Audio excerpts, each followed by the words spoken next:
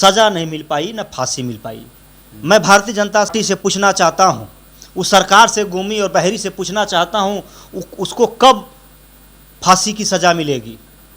जो हो कि टुकड़े टुकड़े काट कर, बताइए, आप डब्बे में उसकी डेड बॉडी को पैक कर दिया जाता है। उस माँ ने कितनी परवरिश, कितनी मेहनत से उस बच्चे को पढ़ा लिखा कर उस नौकरी दिया होगा। तो मैं यही कहना चाहता हूँ, भाजपा राम राज पैदा कर दी है, गुंडा राज पैदा कर दिया है। ये किसी को बख्शेंगे नहीं सब, ये लोग पॉइजन है। आप देख रहे हैं काशी उजाला न्यूज। आज हमारी मुलाकात समाजवादी पार्टी के नेता धर्मेंद्र यादव उर्फ सिंटू जी से। बहुत बहुत धन्यवाद, आप हमारे चैनल पे आए। बहुत बहुत धन्यवाद काशी उजाला यूट्यूबर चैनल को। मैं दर्शकों से कहता हूं, इनके चैनल को ज़्यादा से ज़्यादा सब्सक्राइब कर कर, बटन दबाकर 1 मिलियन तक इन पहुंचाने का काम करें।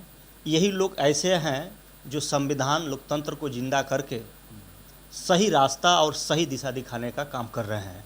भारतीय जनता पार्टी एक तरफ अलाव जगाती है कि पूरे हिंदुस्तान को राम राज बनाएंगे। राम राज तो बना नहीं सके।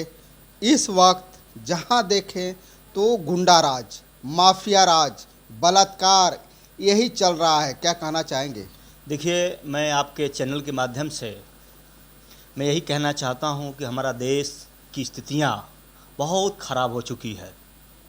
भाजपा जिस तरह से जनता को जादू फेंक कर आई थी और जनता इस तरह से भाजपा जहर बोने का काम कर रहा है। अभी आपने देखा होगा, मेरठ की घटना दहला देने वाली घटना है। जो सौरभ मर्चेंट नेवी में नौकरी करता है और अपनी शादी विवाह होता है, बड़े कठिन दौर से बच्चे भी पैदा होते हैं। जब बच्चा भी बड़ा होता है तो इस एक साये की जिम्मेदारी बन जाती है माँ की। लेकिन साहिल जो है, उसका जो प्रेमी है, जो अब ये देखा जाए कि हमारे देश में और उत्तर प्रदेश में न बहन, न माँ बाप, न रोजगार, कोई हमारा सुरक्षित नहीं है। और इतनी बड़ी घटना हो गई जिसे अभी तक भाजपा का शासन में वो दोनों, जो उसकी सौरभ की पत्नी है मुस्कान और जो साहिल है जो प्रेमी, और उनको अभी सज़ा नहीं मिल पाई, न फांसी मिल पाई। मैं भारतीय जनता पार्टी से पूछना चाहता हूँ, उस सरकार से, गोमी और बहरी से पूछना चाहता हूँ, उसको कब फांसी की सज़ा मिलेगी? जो हो कि टुकड़े टुकड़े काट कर, बताइए, आप डब्बे में उसकी डेड बॉडी को पैक कर दिया जाता है। उस माँ ने कितनी परवरिश, कितनी मेहनत से उस बच्चे को पढ़ा लिखा कर उस नौकरी दिया होगा। तो मैं यही कहना चाहता हूँ, भाजपा राम राज पैदा कर दी है, गुंडा राज पैदा कर दिया है। ये किसी को बख्शेंगे नहीं सब, ये लोग पॉइजन है। अच्छा, इस वक्त जो लहर चल रही है, अभी प्रयागराज में गांजा पकड़ाई है विश्व हिंदू परिषद की गाड़ी में, और करोड़ों रुपए की गांजा पकड़ाई है, जो कि अमित त्रिपाठी नाम है उनका, और उनको पकड़ लिया गया है। क्या भाजपा के नेता अब गांजा भी बेचना शुरू कर दिए हैं क्या? देखिए, भाजपा किसी स्तर तक चली जाएगी, कहाँ तक गिर जाएगी किसी का कोई ठिकाना नहीं है। भाजपा, ये लोग हिंदू की बात करते हैं, हमारा हिंदू खुद सुरक्षित नहीं है। आपने जो एजेंडा लेकर आया हिंदू और मुस्लिम का, क्यों चूतिया बना रहे हैं? अरे बंद करो। भाजपा वालों से मैं कहना चाहता हूं, आपने जितना गुंडा अब टहल रहे हैं, कभी समाजवादी में गुंडा एक नहीं दिखते थे। बीएसपी की भी सरकार रही, उसमें भी गुंडा नहीं दिखते थे। आए दिन बलात्कार, आए दिन लूट पाट, चोरी, हत्या।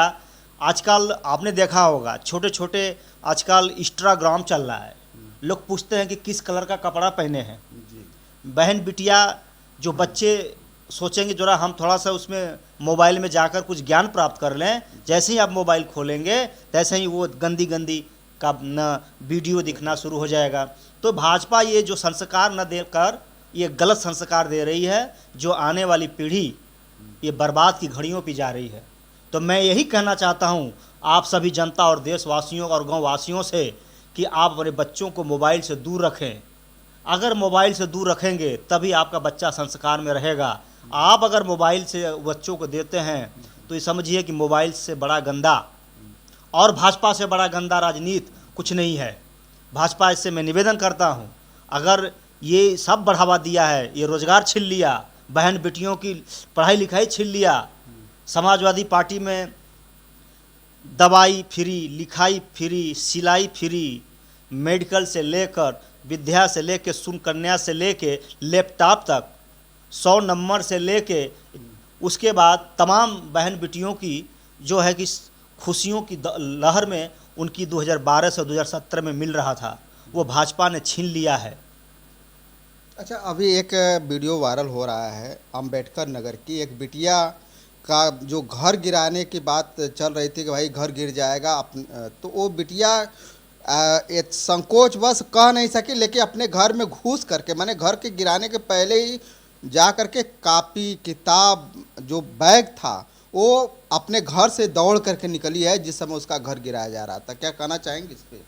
अंबेडकर नगर में उस बच्ची को मेरा रूह कांप गया। उस बच्ची को मैं बधाई देना चाहता हूं कि जो तुम्हें सहानुभूति मिली है। 8 साल की बच्ची, वो जान रही है भविष्य।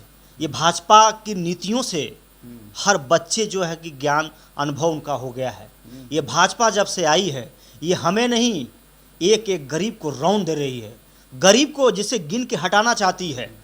वो अन्य जो बेटी है, जो मोदी और भाजपा के लोग कहते बेटी पढ़ाओ बेटी बचाओ की नारा देते हैं, अरे लालत है ऐसे झूठ भाषाओं की। शर्म आनी चाहिए लोगों की।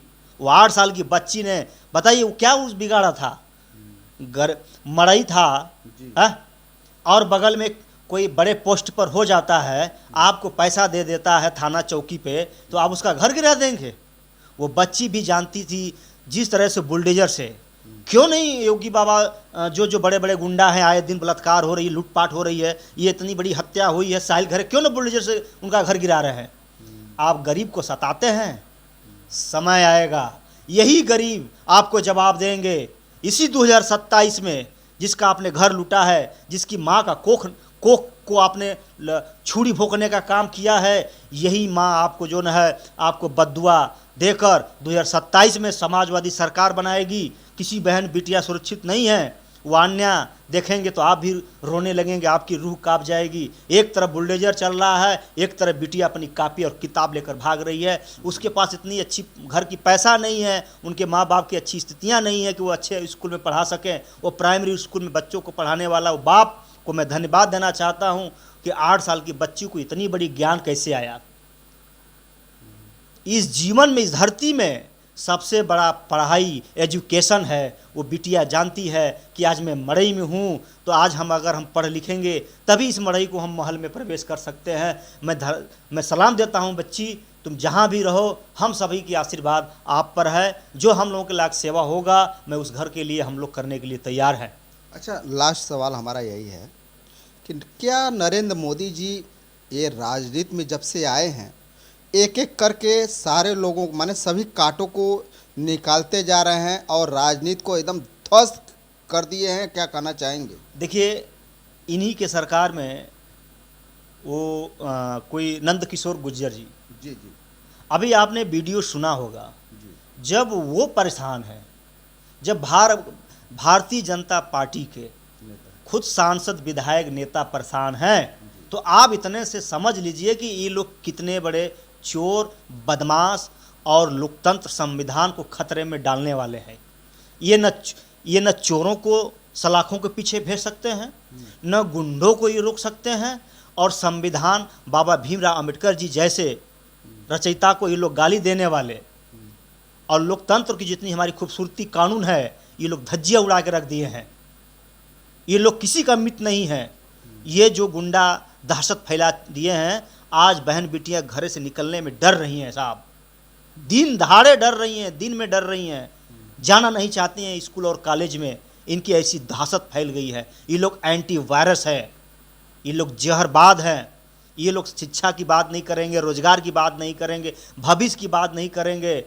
धन्यवाद मनाइए माननीय श्री अखिलेश यादव जी का, 2012 से 2017 में जितना इन्होंने कामों का विकसित किया था, आज वही योगी सरकार कर रहे हैं। ये नया काम क्या किए हैं जरा हमें बता दीजिए। हाँ, नया काम ये किए हैं, किसी का घर बर्बाद कर देना, किसी का घर लूट लेना, किसी के घर में हत्या करवा देना, और किसी कानून पे विश्वास नहीं रह गया है।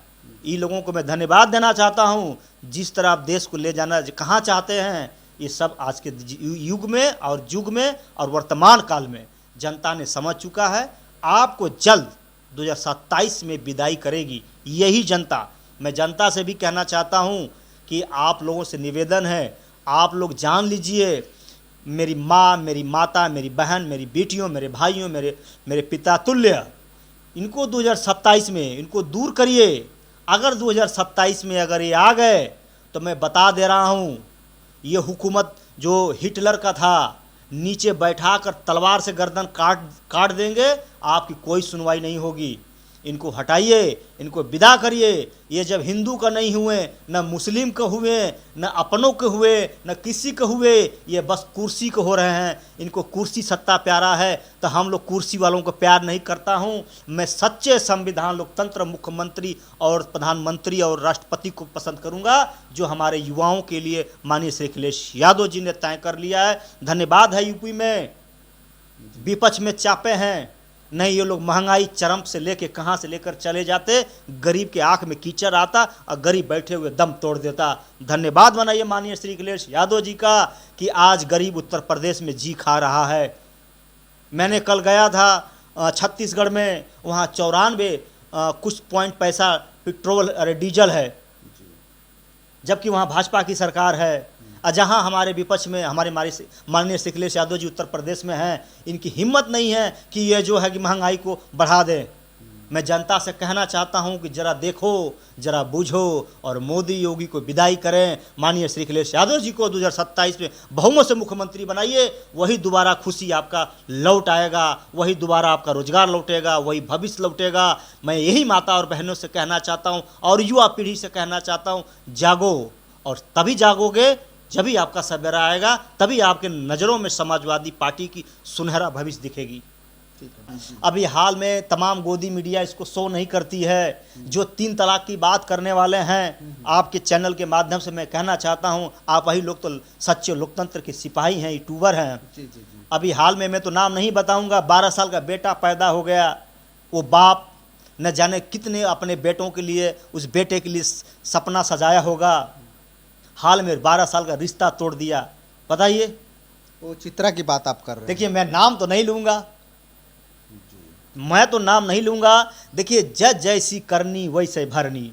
बारे भगवान, मैं धन्यवाद देना चाहता हूँ, जो हिंदू की बात, जो भगवान की बात करने वाला है, वो दूसरे की घर उजाड़ रहा था, भगवान ने उसी का घर उजाड़ दिया। बताइए, बुढ़ापे में, अरे आधी उम्र तो चली गई, आधी उम्र चली गई, आधी उम्र में आपकी तलाक।